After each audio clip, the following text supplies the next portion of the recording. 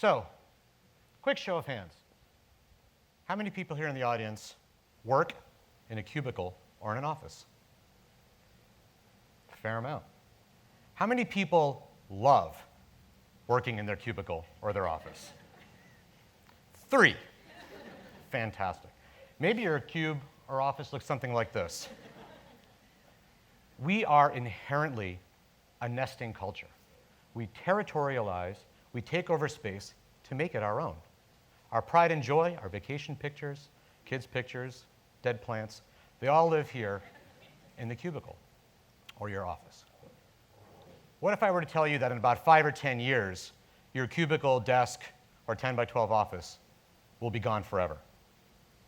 What if I were to tell you that in the future, the modern workplace will have nothing to do, or very little to do, with who you are and where you work, but it will have everything to do with how you work?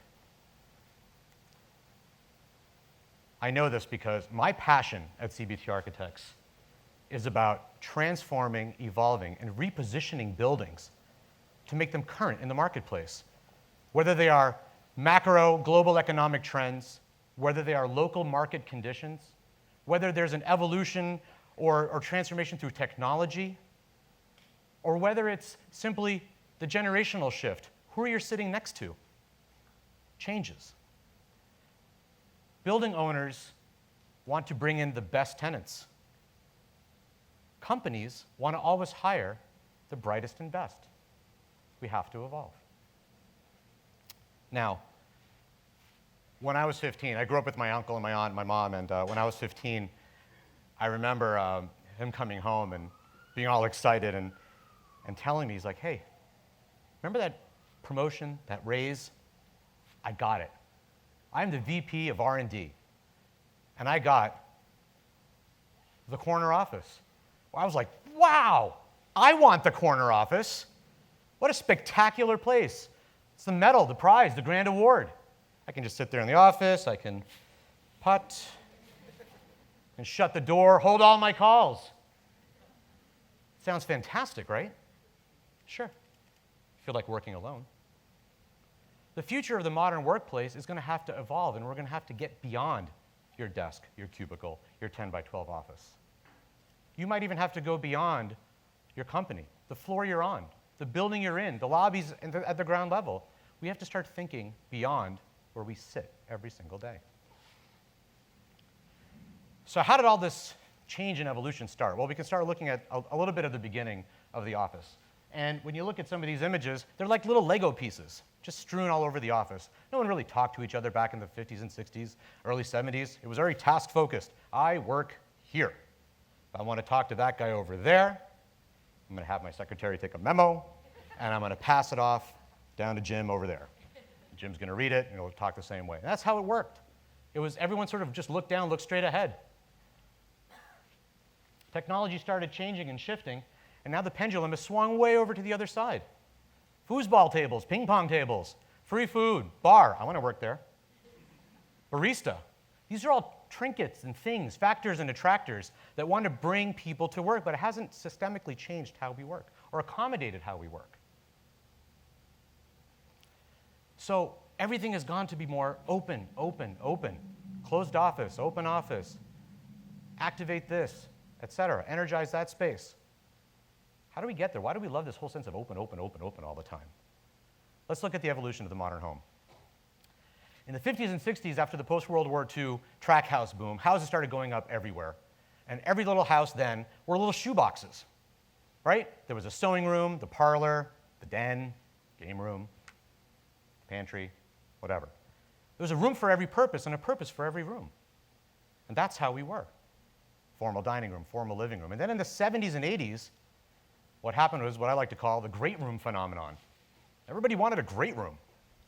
A centralized open space where everyone can kind of hang out, eat, watch TV.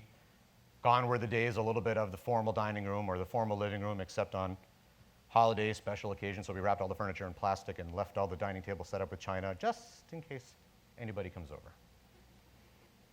But the great room became the centralized core of the home where everybody wanted to hang out. That's where I used to sit and play my video games, in the great room. And then as the 90s and 2000s and so on came along, technology began to untether us, right? All of a sudden we decided, well, we can get beyond the great room, beyond our cubicles and offices, and technology is saying, I can work just about anywhere. You know what? I might even bring home a home office and set up a little home office so I can bring work home. It's crazy. But we brought work home. We had our BlackBerries. We took them to the coffee shop. We started working there, right? We started having home offices. I'm that guy in the corner on the right with my Pentium 60, and I'm working away, and it was my home office. The other factor here is generational. And I like to call it the who, why, where, and how generation. So let's start with the baby boomers.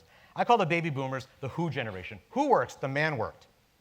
And the workplaces were around the male-dominant workplace. Mahogany corner offices, wood line, blah-de-blah. I mean, that's just the way workplaces were. They were maybe 1 to 2 jobs, pension plans, gold watch. That was that generation. Then there was Gen X. That's me. Gen X, or what I like to call the Y generation. Why are we working? Why isn't everybody working?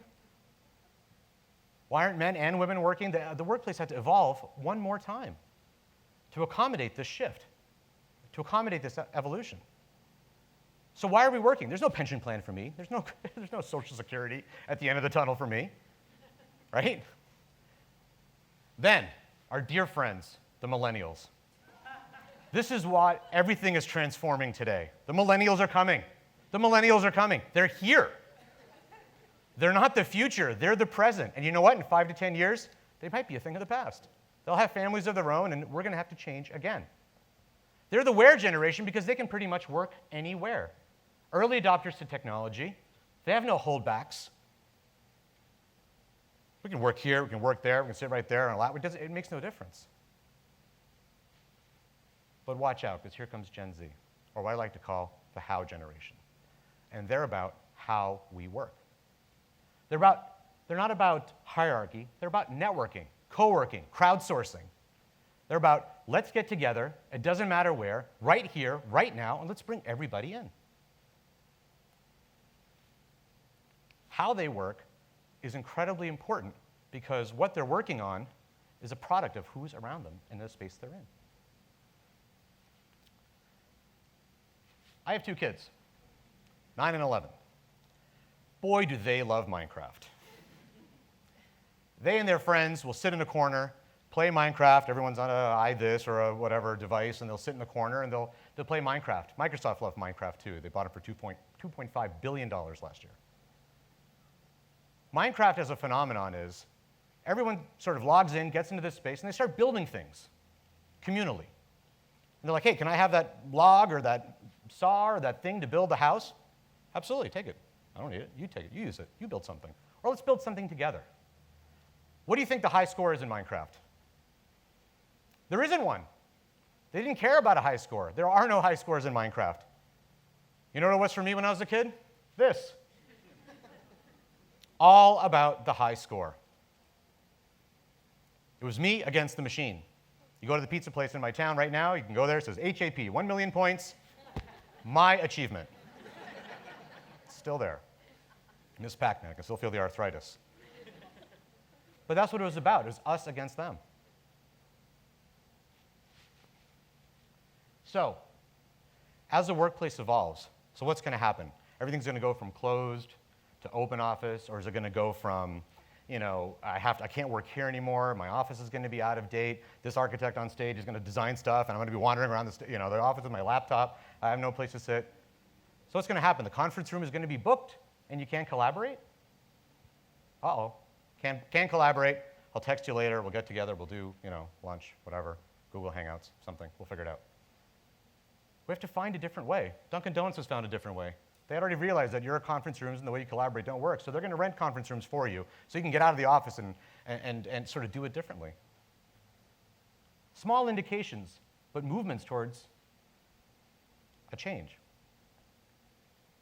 So I've been talking a lot about how. Why is this how important? Why is how important? Everyone seems to be working just fine. Everyone raised their hands. Oh, I work in an office. Everything's great. So why is this how important?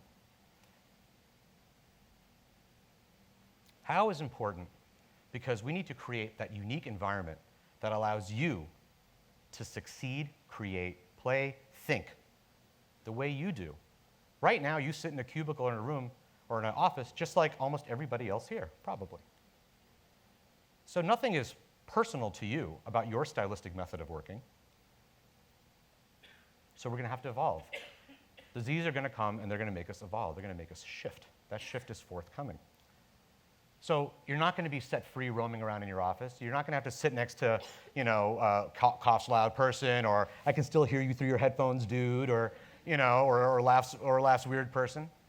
It's going to be okay, because it's going to be about an open form of collaboration that's fundamentally rooted in this sort of free movement. So it's better than any corner office. The most important thing is going to be your attention. Your attention is the most valuable thing. We have to create these unique spaces, evolve these spaces, so your attention is the most valuable thing. Maybe you're going to be working at the infinite desk. You can work anywhere in the office. It goes on forever. It doesn't matter. My colleagues at my office just recently did a space that's all about free address.